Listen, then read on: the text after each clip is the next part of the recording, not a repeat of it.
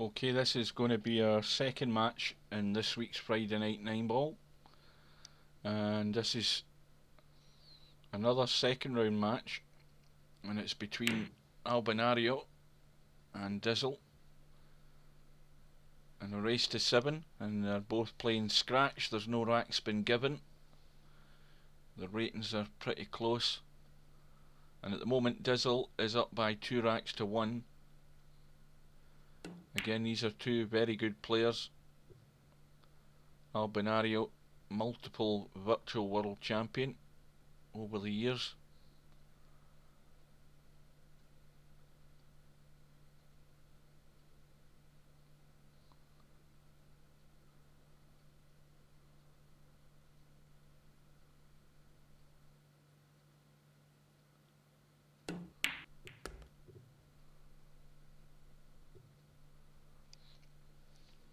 Well, that could have worked out better. He's got an awkward cut down the rail. Cue ball's going to be running across to the right, needs to come back out to get a shot on the 7, which he's done. And then of course the problem's getting from the 8 comfortably down to the 9.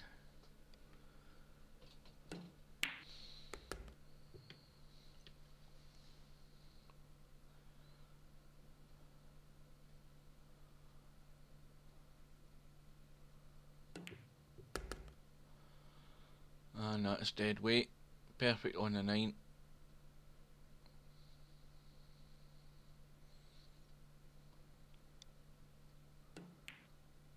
So Dizzle goes straight into a 3 racks to 1 lead with the break. Remember, this is winner breaks, this tournament. Gets the 7 ball in the left middle, and not a great shot left on the 1, although it does cut past the 9. It looks as if he's playing safe though.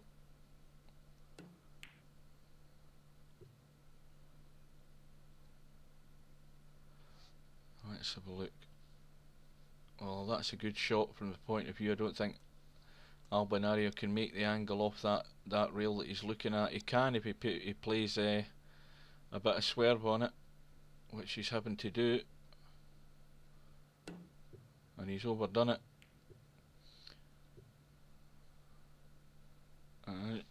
It's tough to judge, especially if you don't get to play as much nowadays, which I don't think Albi does. He's busy, and those are like little touch shots that through practice and play you begin to get the feel for those type of shots.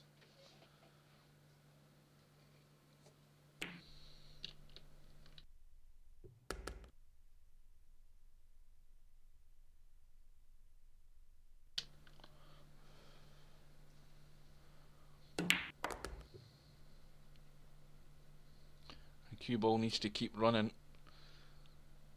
and he should still be able to hold for the 4. He's going to have to be delicate with this though, because there is a bit of an angle there, and the cue ball wants to run up the table, and he's played it well. Nice little touch shot there.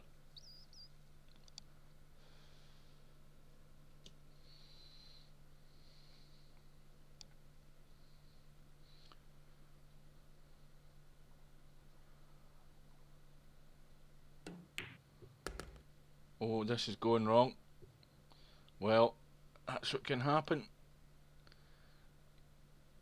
He's either underhit that, it looks more like he's overhit it, because I think he must have played for the 5 into the left middle. I would have to say that's what he tried. Oh, well, that's unlucky. Got the kick. Thought he'd actually fluked to 5, but he's actually scratched, so that's a lifeline for Albinario. It'd be asking a lot to fight your way back into the match from 4 racks to 1 down, but it'll certainly look a lot better from 3-2 behind. So Albinario tidies up this rack, and he's just one rack behind now.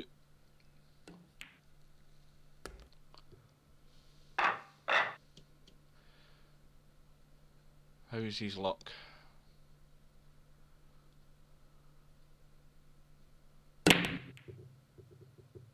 Well, the answer to that is unlucky. No luck in the break, and unlucky in the fact that he's left Dizzle an easy one ball to start, but the problem's going to be manufacturing something in the two. And it looks very likely he could play the billiard if he gets nice position. He could play the billiard off the 2 onto the 5, which is what he looks to be doing. And again, this doesn't need to be played hard, it just needs to let the cue ball run off the 2 onto the 5. And that's perfect. Played that absolutely perfect. That was exactly the shot that was required, because he's disturbed the 2 ball very little and brought it into play, and just a nice easy roll down the rail. And again, the problem is, where can the 3 ball be potted? So you can only go backward and forward with the cue ball. The 3 doesn't pass the 9 that way.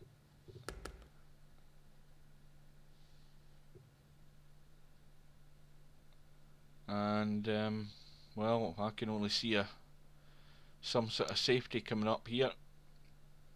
I can't see anything else on.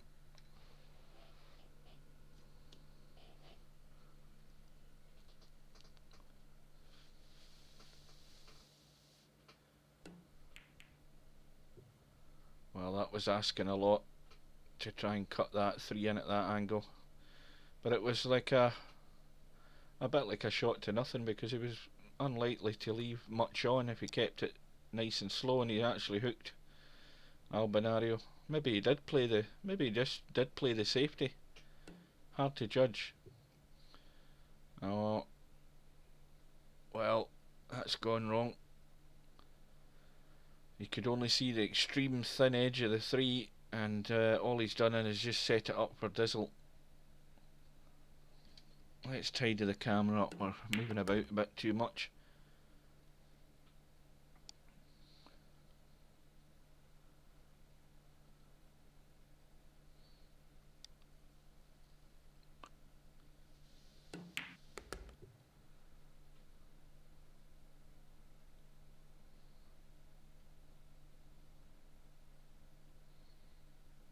Just going to draw. Cue ball's going to go across to the right here, but a nice soft draw. Yes, cueing over the 9 a wee bit, I think. And this looks straight. What's this angle like?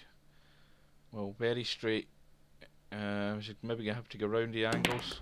Well, he's played the draw, and that was dangerous because he could have hooked himself behind the 9, but he's played it hard enough. It's worked out fine.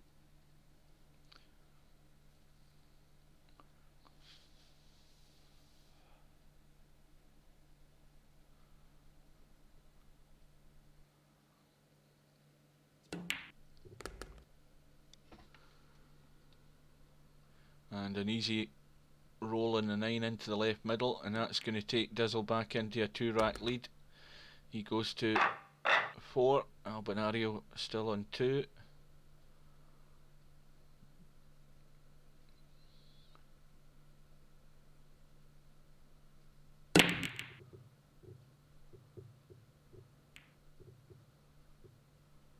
Well, this time the shoe's in the other foot.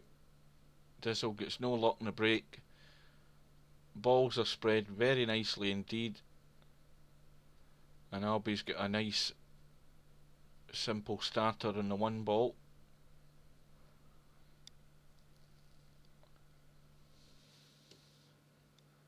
And he's in more or less the same position as Larry was in the first match that we watched in this tournament.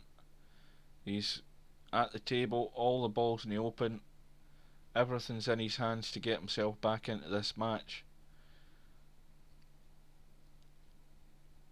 And there's a bit of traffic that needs to be avoided here, so he's just going to draw down to the bottom there, or up to the top as we look.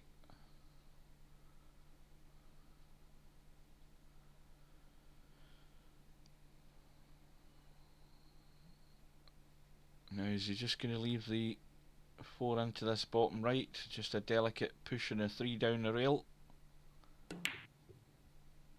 Yeah, well, he stunned it. And again, this isn't perfect because the angle he's got in the 4 is just taking the cue ball the wrong side of the 5. And that's why he's missed the 4, because he did try to cheat that angle there slightly so he could hold for the 5, and that's a bad miss. And this is why positioning in the game is very easy as long as you keep getting the right angle on your each ball that you pot, because that's what's going to take you around the table and allow you to run balls. It's a simple game. Every game is simple in pool and billiards as long as you can manoeuvre that cue ball and get the desired angle that you need.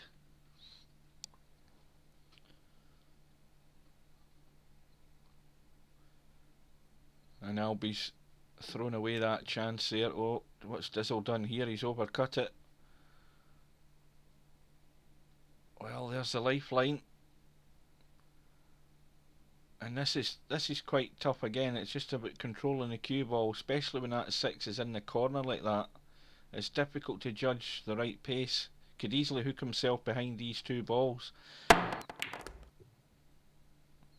He's got the jump, and he's got a perfect shot on the 7. Well, I say perfect, you can see an open pocket, but again, he's got to get this cue ball somewhere to get onto the 8. It needs to run.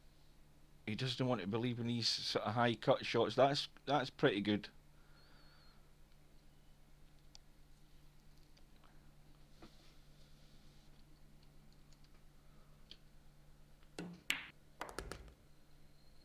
And it needs to keep running. He doesn't want to believe in these shots. This is still pressure, because this isn't a gimme. Just got to read that angle. He's played it well, right into the heart of the pocket. So Albinario is still in the match. He gets another one back. He's back to 4-3 behind. This time he gets something in the break, and that 7 ball just rolls directly in front. So out with the jump stick.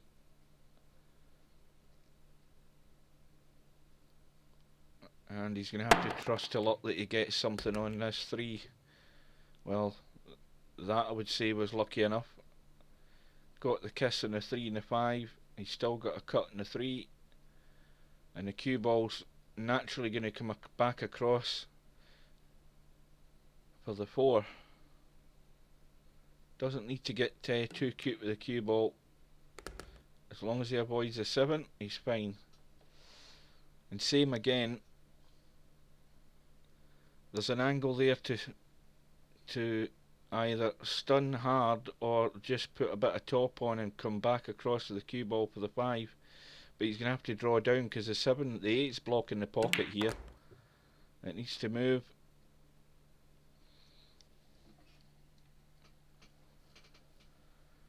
Now what does he do? Just roll this into the middle dead weight. It's a tight angle. He's got it. Now again, with this shot here, you've got a choice. You can either come up left as we look at it, or right.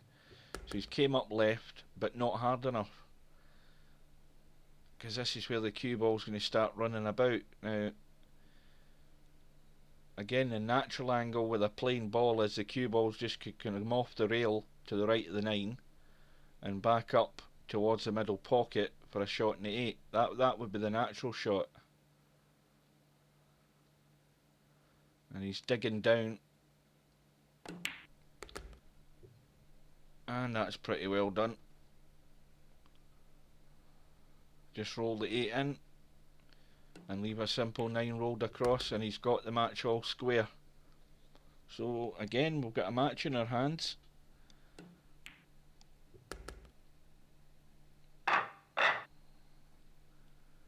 And Albinario with the break. And no joy. And again, this time, the one ball is in the open. There is a shot in the one ball, and the two will follow.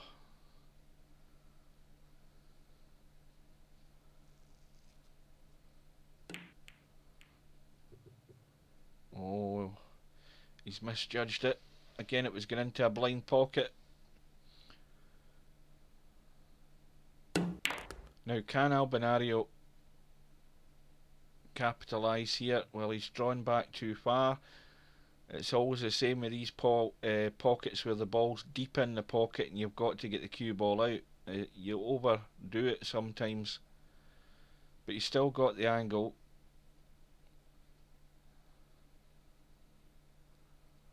Needs to avoid the 5 if he can. And he's drew the cue ball away so that he didn't collide with the 5. And needs to pull out another good shot here. And again, it's probably going to be a draw shot. Try and draw into the rail, get the cue ball out for the 4 past the 9, I would think. Well, maybe he drew into it too much. He's not got the angle to get up for the 5. He doesn't really need to though, because the 5's there to be cut in. This could be the rack winning ball. Oh dear, he's overdone it. So that's what pressure does. You leave those awkward shots, you know you have to pull them out, because you know that the opponent that you're playing is more than likely going to just run out. And this is taking a pattern very similar to the first match that we recorded in this tournament. Larry playing Wolfpack.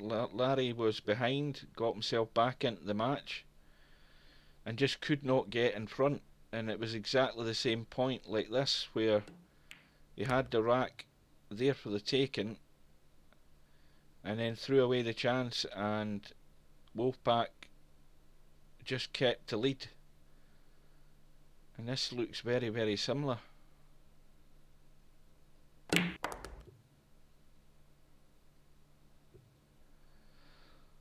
But Dizzle could have played that better. Again, he's got a nasty cut here and into the blind pocket.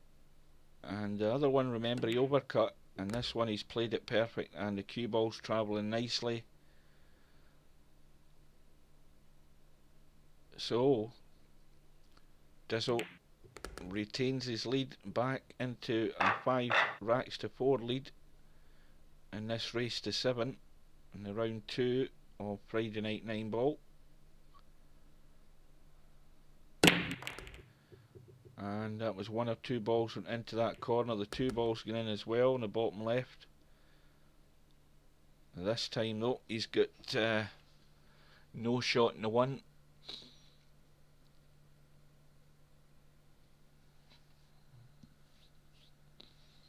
And difficult to say where he's going to try and put the cue ball here for cover. Probably down the bottom left hand corner, but he doesn't want to leave Larry an easy shot here to hook him, which well, does that one pass the 3 there? It's a bit of a tight squeeze, but it does go. But Larry's went for the safe, which is the much wiser move. So at this point, Larry's got control, and Dizzle has missed the kick. He's actually kicked a 9 in. 9 gets respotted. So now the pressure's all on Larry. He's got ball in hand. Hey, sorry, Albinario. Why am I calling him Larry? Still thinking about that first match. Yeah, it's Albinario. But the pressure is on because he's behind. He's got ball in hand. Every ball's in the open, and that was a poor shot. He's left a tough shot in the 5. Should never have been there. And the cue ball's having to run, so now he's totally out of position. And that's him threw away a good opportunity.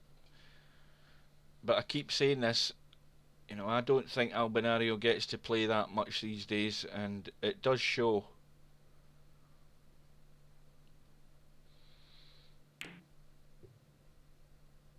He's played that one well,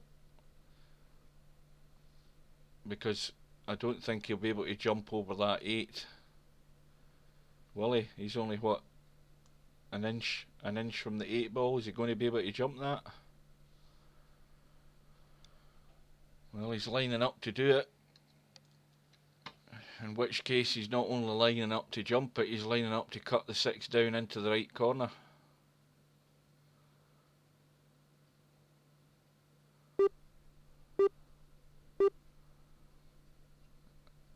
So I think it's a 30-second shot clock and a 15-second extension.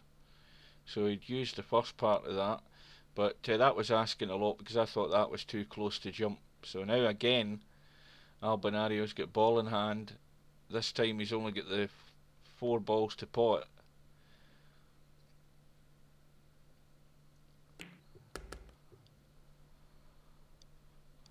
Now I know what I'd be doing here. I'd be just stunning this 7 in and getting the cue ball up the table. Albinario's chosen to run it, and he's run it perfect. It's whatever you're comfortable with.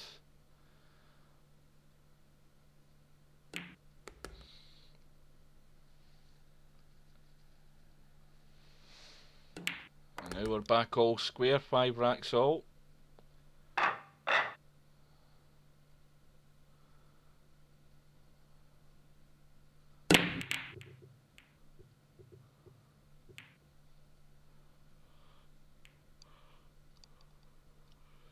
Same again. Absolutely no joy in the break, but certainly no shot in the 2 either off this 1. So I think Dizzle will just thin cut this to the side rail, or he could send the 2 up by the 1 ball up by the 3, and the cue ball back up the table, which is what he's tried. He's got cover behind the 5.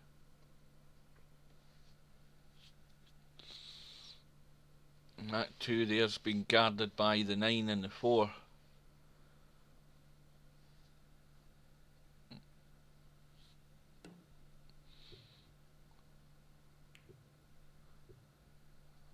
Well, he's got the hit. Left Albinario on the 1. And what does he do? There's no real option other than try to draw into this 2 and move something. Well, that was a really delicate shot. Can he see that to pot it?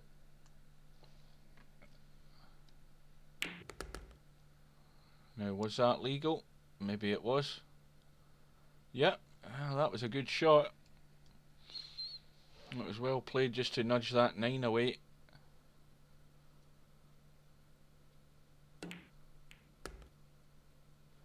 And just using the 6 there to kill the pace in the cue ball, just to hold for the 4. And again, this is going to be a positional shot that he needs to get right.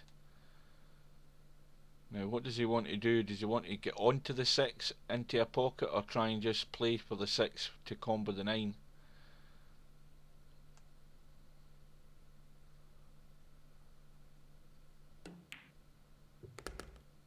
Well, he's played position on it.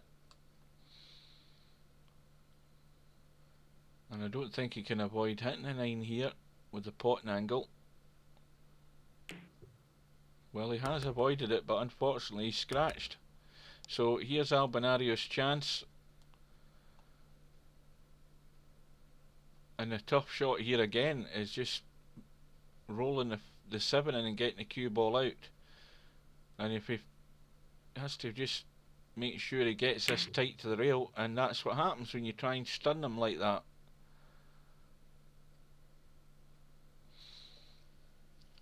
These balls won't go in as soon as you start firing them in like that. You dig down the cue ball, you're immediately sending it offline slightly.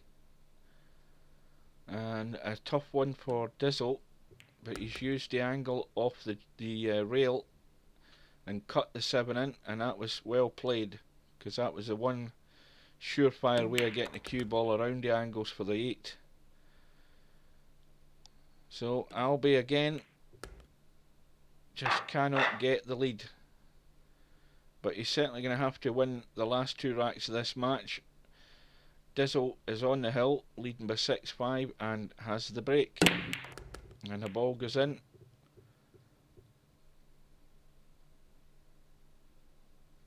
Well, the only thing he's left here is the combo on the 2.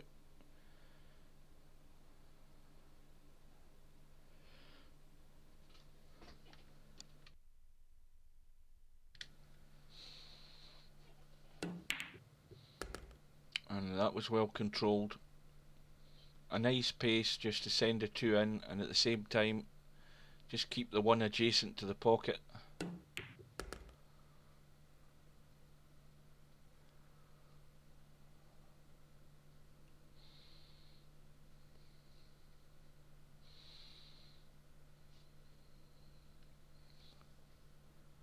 Well, the problem here is getting from the 5 onto the 6, where that 8 ball doesn't come into the play. It's amazing how these balls can end up like magnets. You're only left with a couple of balls on the table, and you do everything to avoid it, and you somehow end up lying against the ball, or it ends up blocking you one way or another. So he's played that hard enough. He's well past the 8.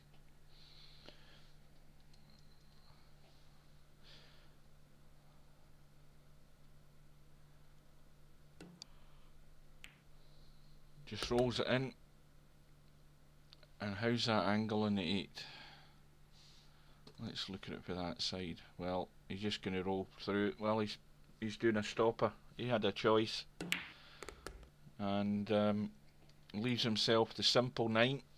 So Dizzle wins the match by 7 racks to 5, and he sends Albinario over to the 1 loss side. So Albinario still got a second chance.